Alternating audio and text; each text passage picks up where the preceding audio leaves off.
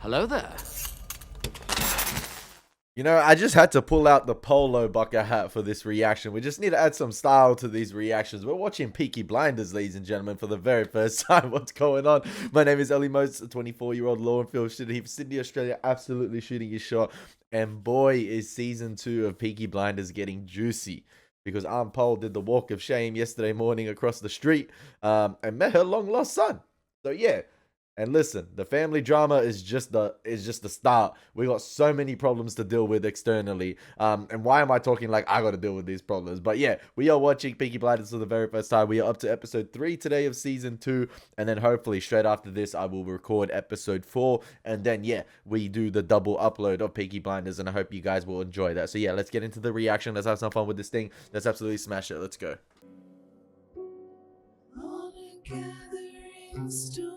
Damn, we catching bodies at a children's puppet show? Savage.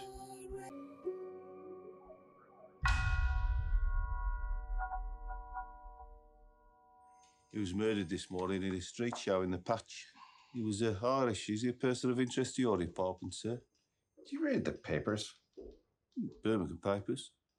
I recommend the Daily Mail. Is he one of the It'll broaden witnesses your mind. that saw Tommy Shelby kill the Irish guy? If you read the national press, you would Potentially. know that the king has offered the rebel Irish a treaty.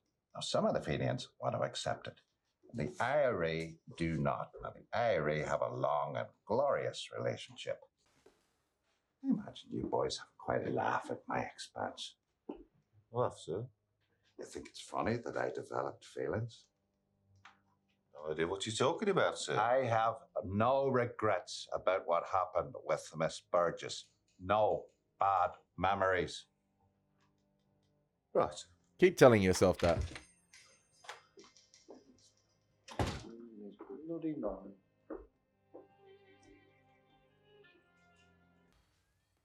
All right then. No. Digby's kid. The dick. What are you, boxer? Digby's kid, like Billy the Kid. Oh, Billy the Kid that's an Australian show actually at the moment on Stan. Some of the pictures, eh? I wonder if that's a reference to that. Cowboy pictures. Tom Mix. Yeah. What are you? Wait. It's not a real gun. Let's have a look then, It's eh? made of wood.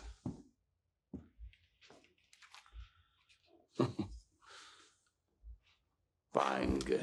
Bang. Very nice. Where'd you get the gun belt?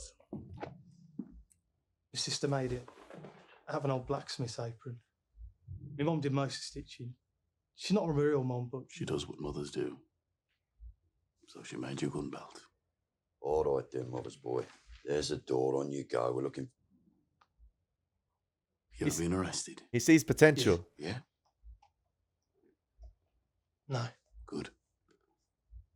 You're the first bloke we've had in here today with no criminal record. Arthur, we can stand him up. Do you know what that means? Jail bar coppers make their quota of convictions by having men stood up. To be arrested, first offence you'll get a week inside. We'll give you £5 for your trouble. How does that sound, cowboy? Yeah. Good. Write your address down for Finn on your way out. I can't write. That's all right.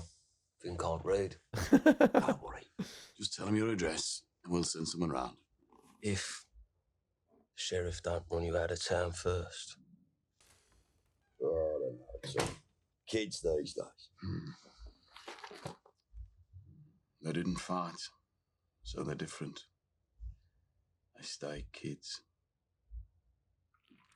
They haven't lost their innocence. How was it? I was starving, so I would have eaten anything. But really, it was super. Super. So, are you a cook? Not a cook. No.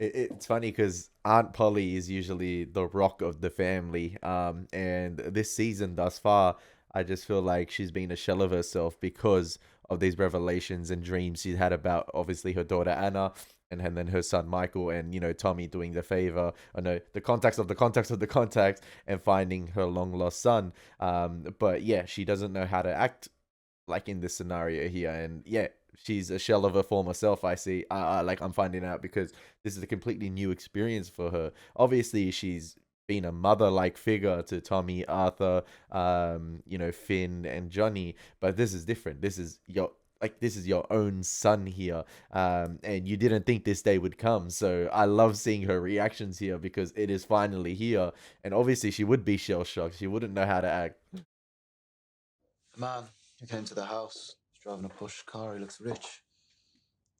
What does he do? He works with horses. Really? I love horses. I've got a bay mare. No. I ride it all the time. Then it's in the blood. And it is all right that it's me, isn't it? In a place like this. I thought it would be worse.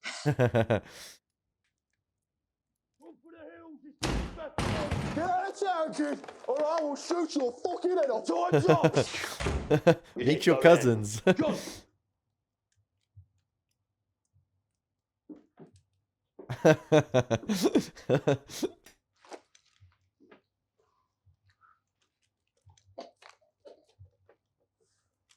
What then, Polly? Oh, jeez. Gentlemen, this is your cousin. And his son, Michael.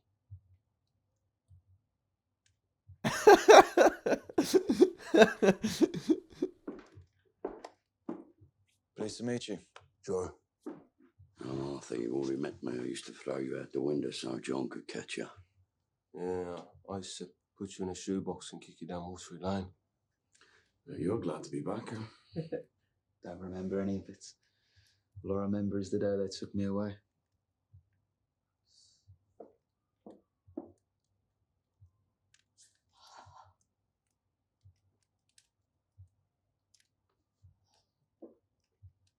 You're here now, son. Surely they keep Michael away from their game. Surely. Welcome to the Shelby family. Later on, we'll show you the ropes.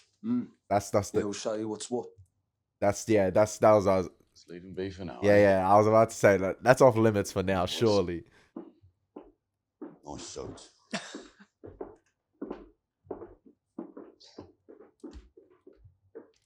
They seem nice. They can be. Right, be quick. Our business. Sir. Well, he said you own this place. Said you own lots of different businesses. You call her Polly or Mum. Get used to calling her Mum yet. Who are you calling? My mother. I know what you mean. What are you going to tell her? I'm going to tell her where I am. And how are you going to tell her you're going home? Polly said I could stay for a few days. You want to stay? Well, I've only just arrived. What age are you, Michael? 17. 17. Which means it's not up to you, right? I'm 18 in a few weeks. I'll make up my own mind. You smoke? No. Hopefully he does get to 18. But knowing this show, like, don't get too attached to characters. That's all I'm saying. You're going to call your mother. You're going to tell her you're getting the next train home. And when you get there, you're going to write a letter to Polly saying when you're 18, you come back here and sort things out. I've just told you. I'll make up my own mind. Woo!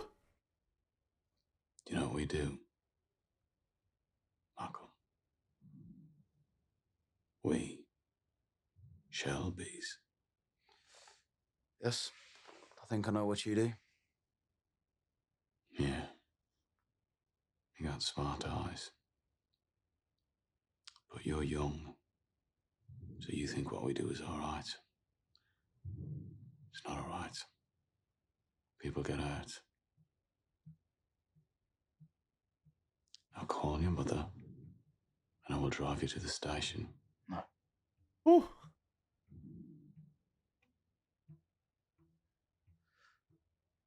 In my village, there's this little wishing well. It's made of white bricks, right in the middle of the village green.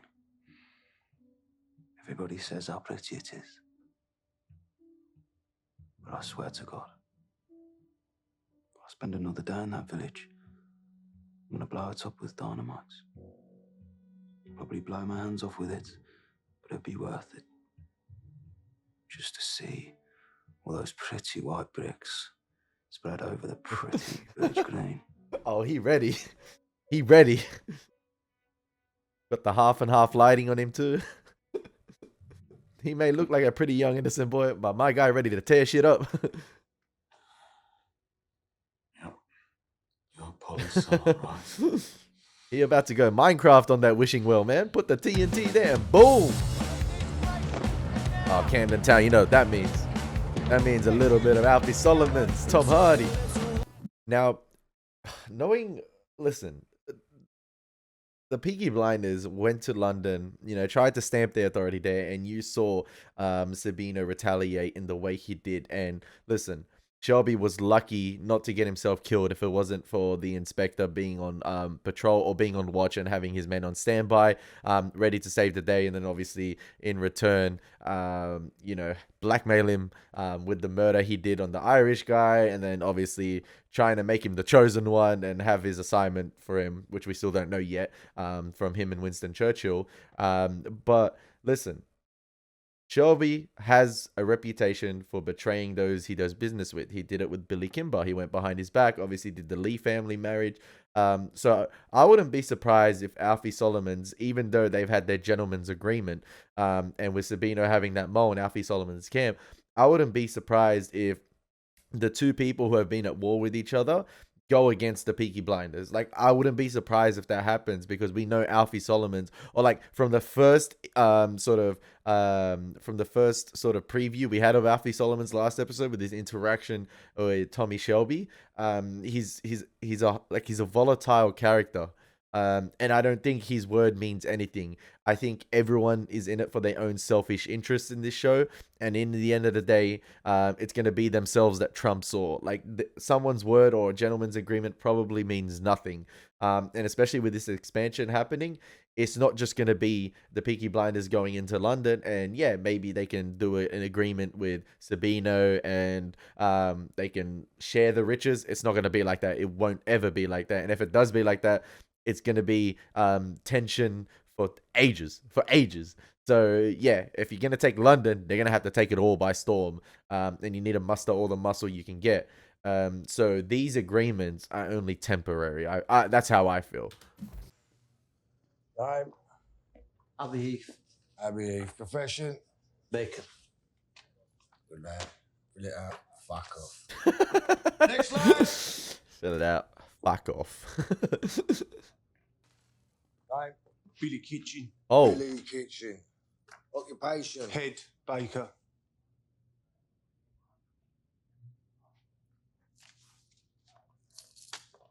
Fill it out.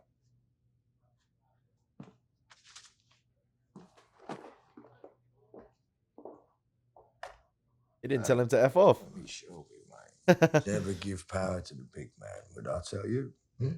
Never give power to the big man. Next lad. The half moon spectacles, man. Dumbledore style. The coppers in Camden Town are on our side, but north or south, you show them that piece of paper. Tell them you've come down from north to find work, to break stocks. Tell them you're fascists, if you have to. We're finding lodgings for you, but for now you'll sleep here in the bakery. Don't touch any of the bread. It'll most likely explode. Any questions? Yes. I haven't even seen any bread.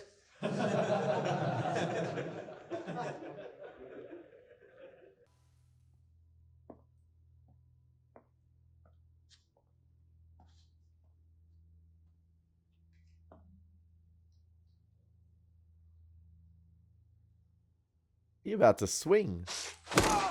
I knew it. You wake up. Granted, he won't have any teeth left, but he will be a wiser man for it.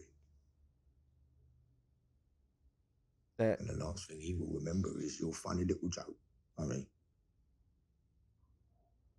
Some guy had to lose his teeth at the expense of this man. Really? what? There are fucking rules here, yeah?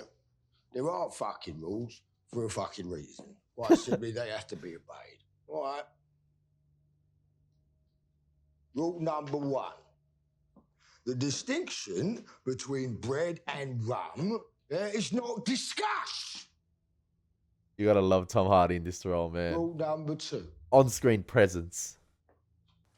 Anything, right, that your superior officer says to you, or any of your other fucking superior officers say to you, yeah? Not discussed! Rule number 3, 4, 5, 6, 7, 8, 9, I don't care. For the rest of your fucking miserable, measly lives, yeah? Because I, like you, am also a complete fucking sodomite. Jewish women. You do not go anywhere near them because Jewish women for you are off the fucking menu. I think that's fair. I think that's fair too. Ed Baker.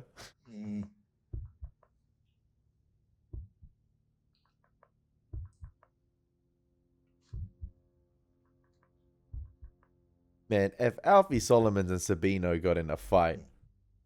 Oh, that's it, yeah. Oh. Forgive me, I interrupted you. Sabino losing more than his teeth.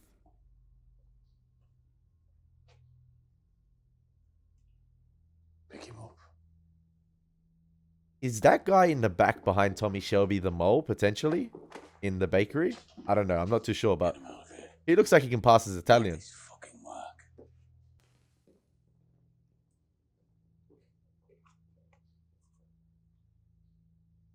I don't feel like this is gonna work out. It's too disjointed. It feels too forced. That's how I see it. You know, I give advice down at the library. Families thrown on the street. It's men like you we're fighting. Well, anyway, just passing into the tea. Tommy, there are always men outside watching the house. Yeah, gangsters of the worst kind. They're there to keep you safe. No, there are others. They look like coppers. Well, they're on your side as well. I don't have a fucking side. Ada. Yes, you do. He kind of has no choice, to be Anyway, fair. I thought there was no one watching the house. I couldn't sleep. Cheerio, then. For as long as Ada's in the UK, she has a side. I'm sorry. She caught up in it. She is Shelby. It is what it is. Regardless of the name change, regardless how many times she tells herself, I am not a effing Shelby. How's we get then? Oh yeah, he hasn't seen the second property yet. Taken on a maid. She's made up the big room for you. Come on. And let's have a look. This is Baby's Day Out, Peaky Blinders edition. She could give us some tea. Look, I ring this bell. Watch. I don't think you need to show off to your son like that. Like, Yes, madam. but I think she hasn't found her bearings yet. I think we'd like some tea.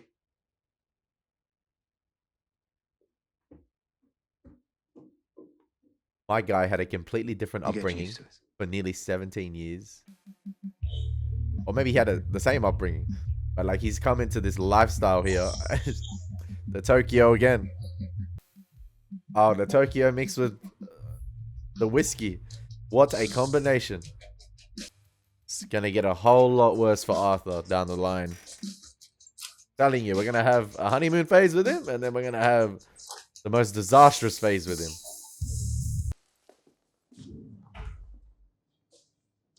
Cleaning job's gone. Vacancy's filled. I'm not a cleaner, Oh! but I have come to clean away some dirt. Why don't you put that away before it goes off? You killed my son. You peaky bastard. You beat him and Yeah, I was about to say. beat him and beat him. You got into a ring with an animal. Yeah, ain't that the truth? I've come to stop you. Because the coppers and nobody else will.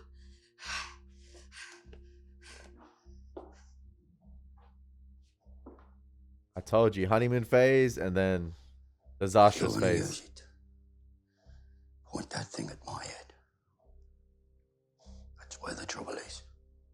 You can finish it with me if you like.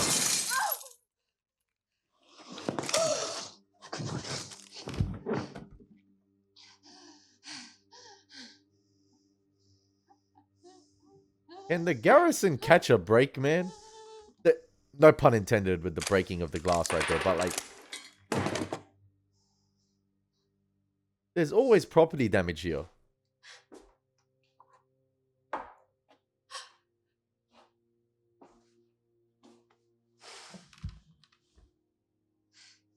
Face to face with the man that killed your son.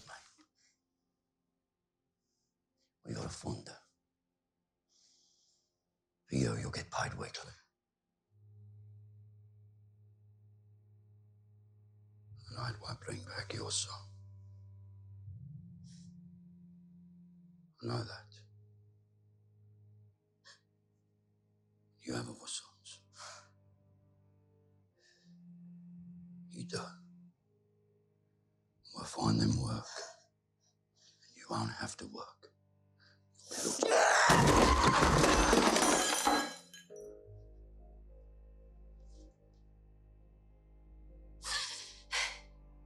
Somebody has got to stop you people. I love that scene right there with Ada and Tommy. Right before, you know, we're fighting people like you, and then we have the mother of the child who was murdered. You know, say to Arthur, somebody's got to stop you people.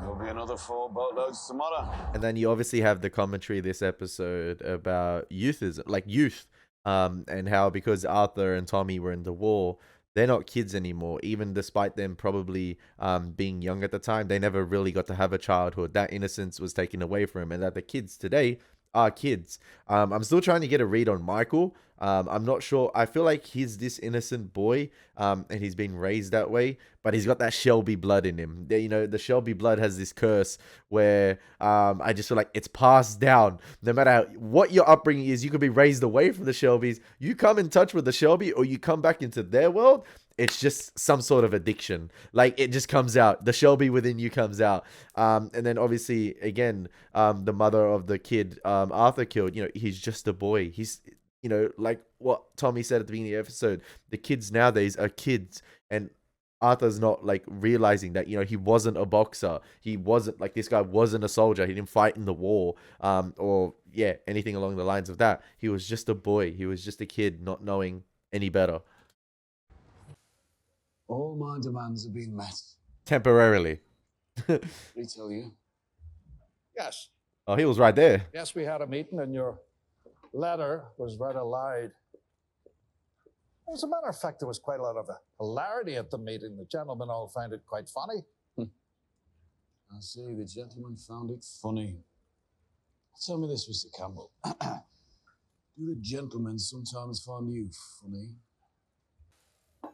We will discuss our business on Sunday, on the agreed day, at the allotted time, and at the place that has already been determined.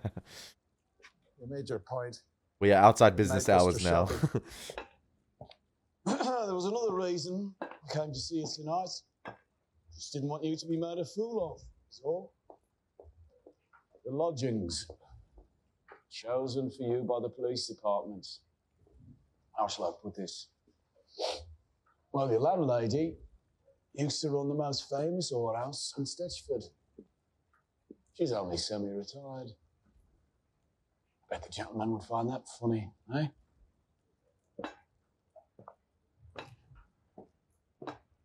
Told you in the spirit of friendship and cooperation.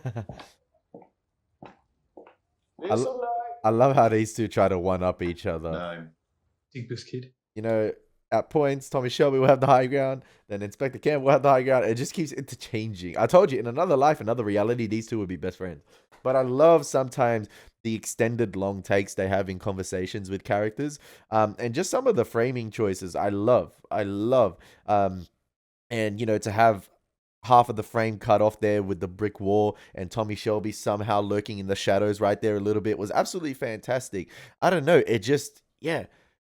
This show is so creative in its framing a lot of the time with character conversations and backdrops sometimes. And to have that long extended take right there of Shelby out of focus as we had Major Campbell in the left-hand side of the frame in focus as Shelby was sort of rubbing it in and, you know, telling him what he was telling him. I don't know. I just love the stylistic choices and creative choices in this show. I think it's absolutely fantastic.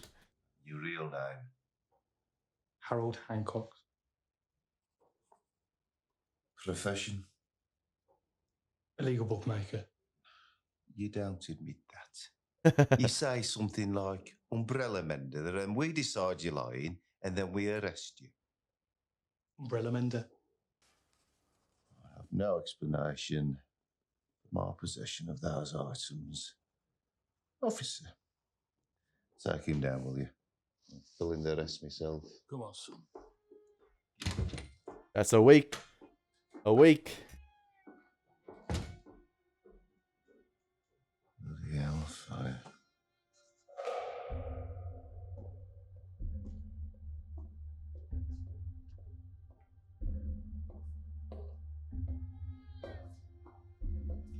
Where have I seen Sabino's Muscle Man?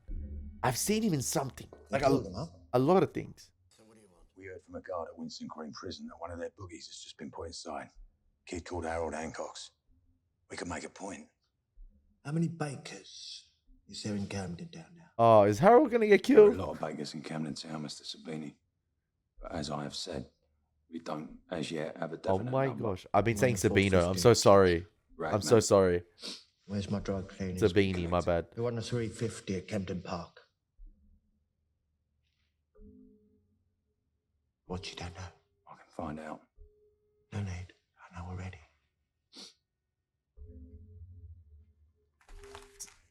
You see, the favourites, they're all winning. And the second favourites are being done. He's bewitching them. Bewitching. Gypsy stuff. Herbs, potions. And he's tipping off our big punters. So they know who's going to win. Regular customers betraying us for profit. You'd think they'd be loyal to us, but profit, you see.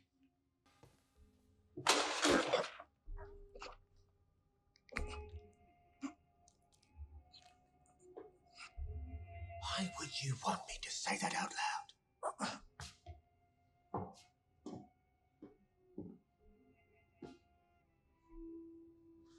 Is there somebody listening? Yo, Sabini need to be humbled, man.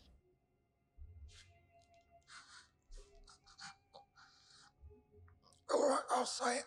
We'll kill the Hancock's kid and send a message. Poor Hancock's, man. He thought he was going to do a week in that joint and leave. Good. And then you deal with Tommy fucking Shelby. This man is going to be a thorn in Tommy Shelby's side.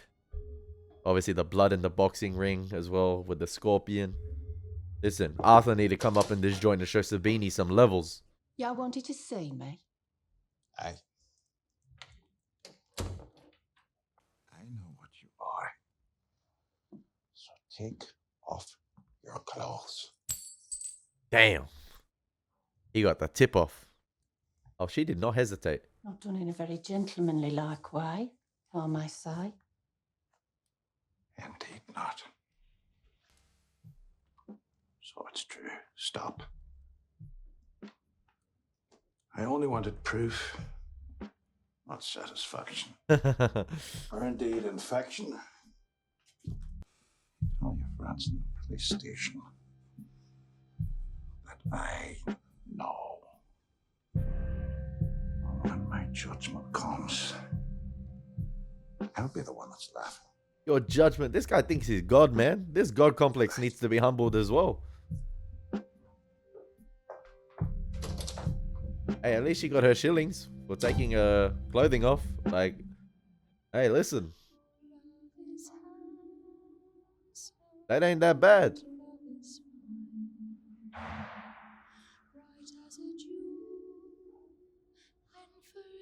Oh man, we hear the singing.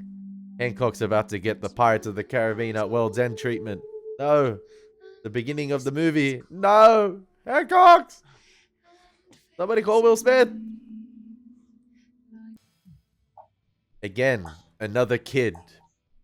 Possibly going to die. They're just kids. He hasn't seen no war. They're just kids. He's got no criminal record. Until now.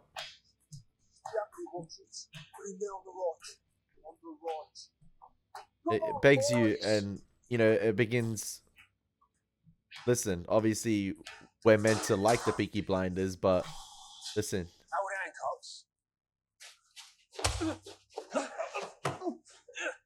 You gotta call it out.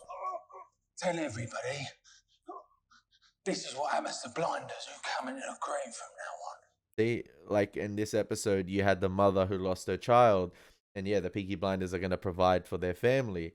But now again, it seems like Harold Hancock's is gonna die. And he thought he was gonna be providing for his family, you know, £5 for the week. And who knows what's going to happen after that. But now there's another family that's they're gonna have to probably provide for because another member has died, not on their watch, but on their instructions, doing what they wanted them to do. Orders of Sabini.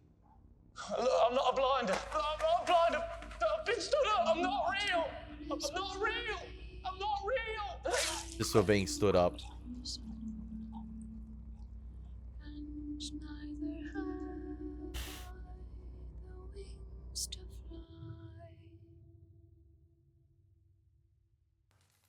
If our men think we can't look after them in prison, they'll not work for us. Exactly. He knows that. So we need to get the green sorted out. It's a good bout. You and one of the boys, break a couple of windows, get yourselves arrested. And if our coppers get you into the green, you can find the bastards who did it. Instead of breaking a window, can we pinch a car? Nobody else is getting a bloody car. I'm still on a donkey. All right, just get yourselves fucking arrested. Doesn't matter how. And before you all laugh, a boy is dead. He was just a kid. There we It's a go. lot of fun for his family, Paul. That running theme this Agreed. episode. So, is that it? Can I go now? Well, as company treasurer, I need your permission to spend 1,000 guineas On what? on a horse. 1,000 guineas on a horse? That's right.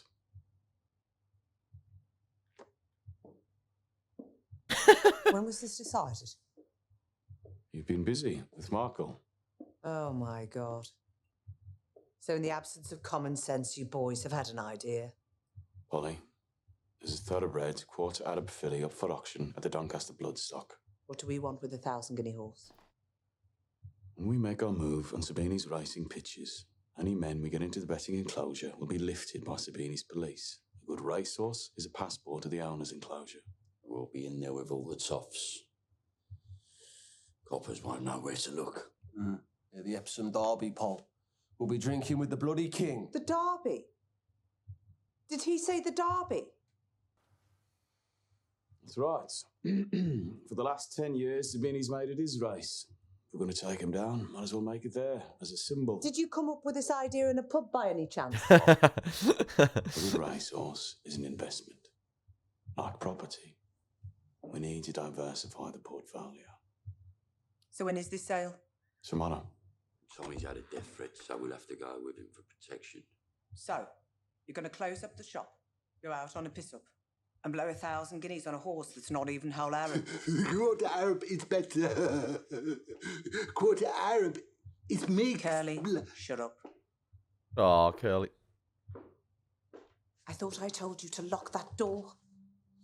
He did. I used the key on the nail. Look, I've been listening.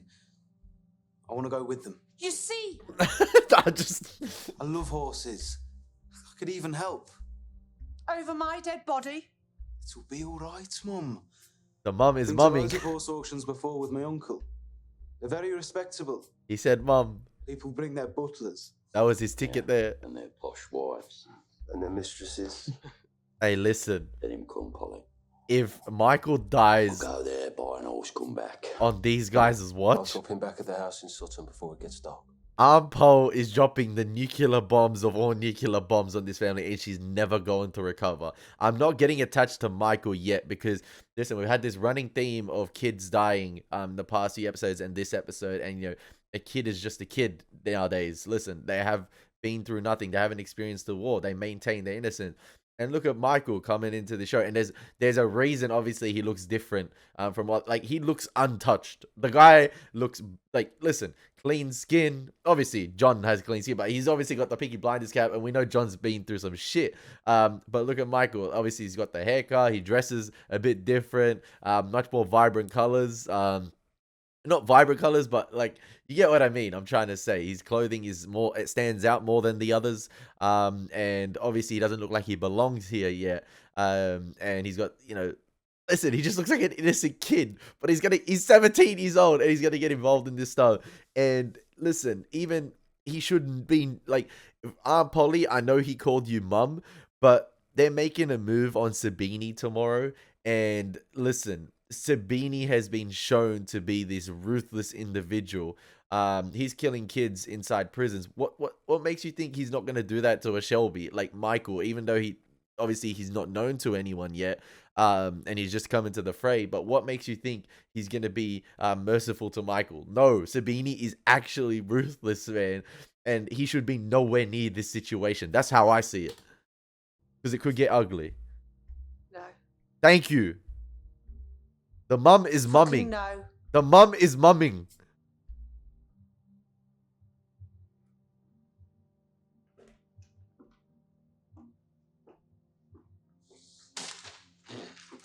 All right, 2 weeks, Michael, you'll be able to join him. It's all right. You'll be 18. You want to scare that kid away forever? Carry on how you're going. If you want him to stay, let him come. But he hasn't been through what you have been, John. He maintains his innocence. Do you want him to lose that at such a young age? I guess it's going to be the case. I can't believe it. All John's old things fit me. Christ, you look like your father.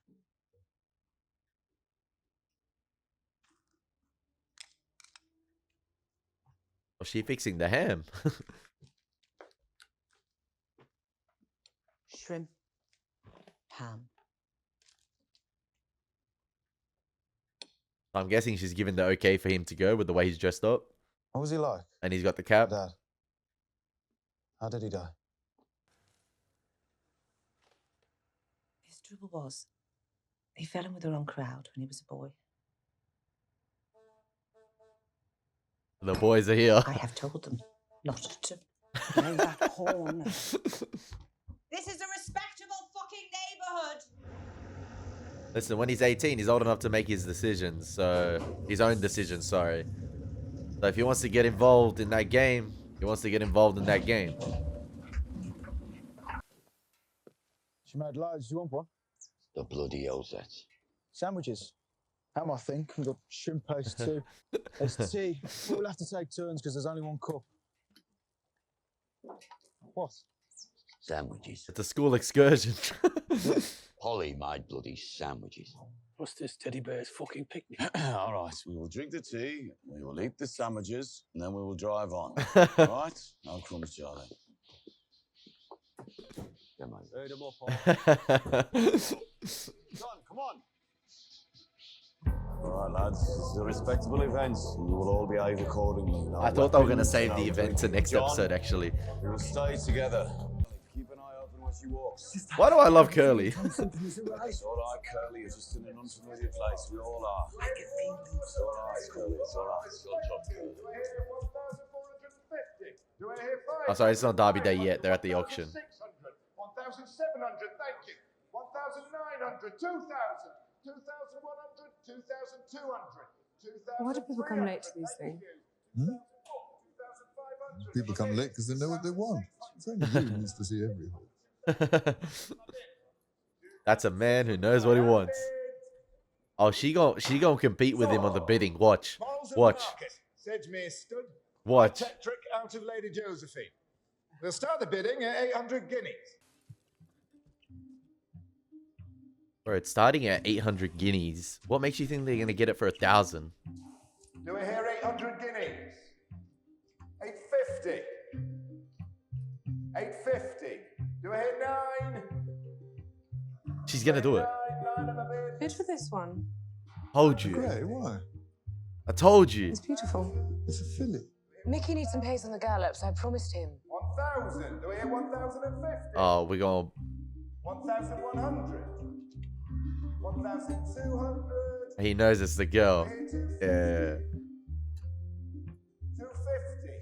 Go house with you from the spring fund. Go. Damn! 1,300. He might not get what he wants. 1,400. Do I hear 5?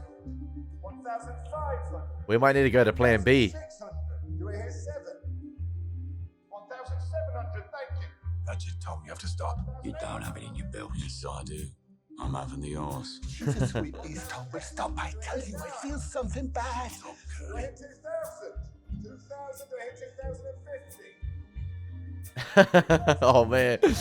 Man! How it... Billy could use one of my geldings. Do I hear 2,050? Last time. 2,050. Went for more than double the price they expected. Sold to Mr. Thomas Shelby. Let the name ring out. Let the name ring out.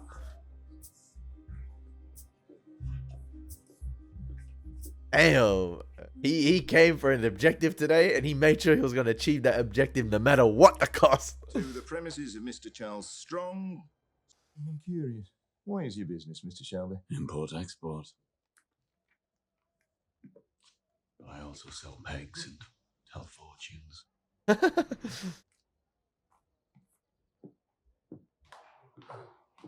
Oh, you beat us to it.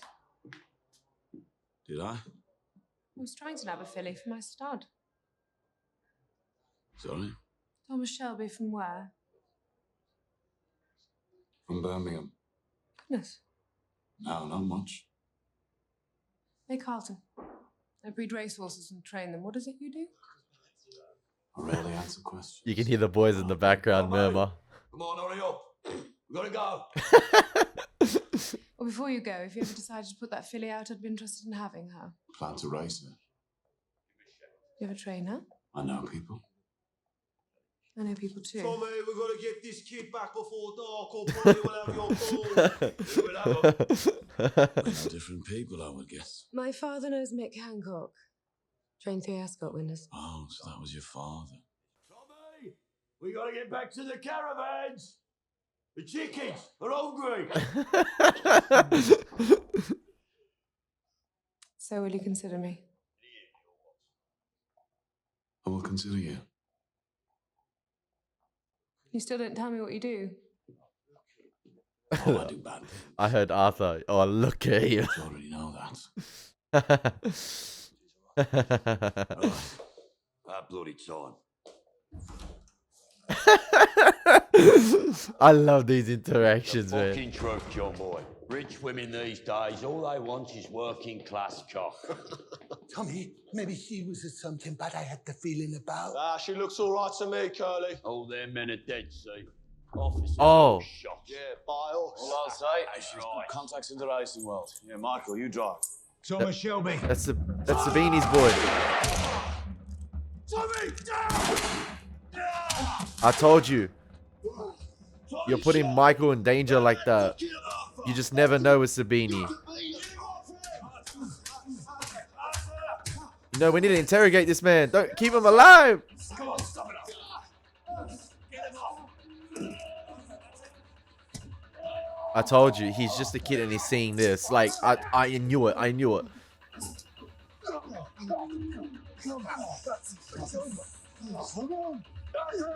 Watch what Aunt Paul's gonna do. Still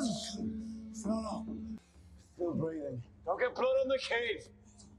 Michael, you didn't see a thing. This didn't happen. All right, give me the keys. Michael, give me the keys. I'm all right to drive. All right, go on, go on, go on. Sorry. I know he's trying to prove himself, but Just get out of here, sharpish. my guy didn't need to announce himself right there. He could have just had the open shot. He didn't need to say Tommy, Shelby. He could have just, you know, snuck up on him in a way. So, how'd it go? Well, we had our sandwiches, we got the horse, and we left. It was super. Really. Let me smell your breath. Did they behave themselves? I shouldn't be laughing. It was amazing, Mom. People got killed. They were really amazing.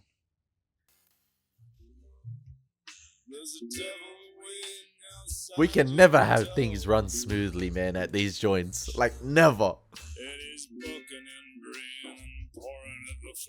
There's always blood on the canvas. Always. Always. It's never a clean fight. Someone's bound to get cut up.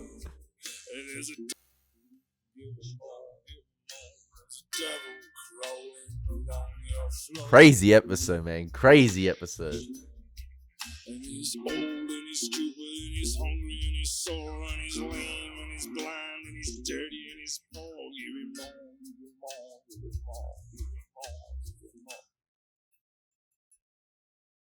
more. Damn. You gonna make that phone call to me? Let's find out in the next episode. I hope you guys enjoyed this reaction. Man, what a fantastic episode this was. I thought, listen, it was great. Great television yet again. Peaky Blinders never fails to amaze me. It just keeps getting better and better. Each episode is quality. It's quality and quality and quality. Quality upon quality upon quality. Just, yeah. Consistent. That's what I love about this show. Each episode is just consistently good. Obviously you're gonna have your bangers in there as well. You're gonna have the ones that stand above the rest, but every episode matters. Every episode is dense, so dense. I love it. I love it. I love it. I love it. So I hope you guys enjoyed the reaction. As always, been your boy Elie Moses. Take care. God bless. Peace.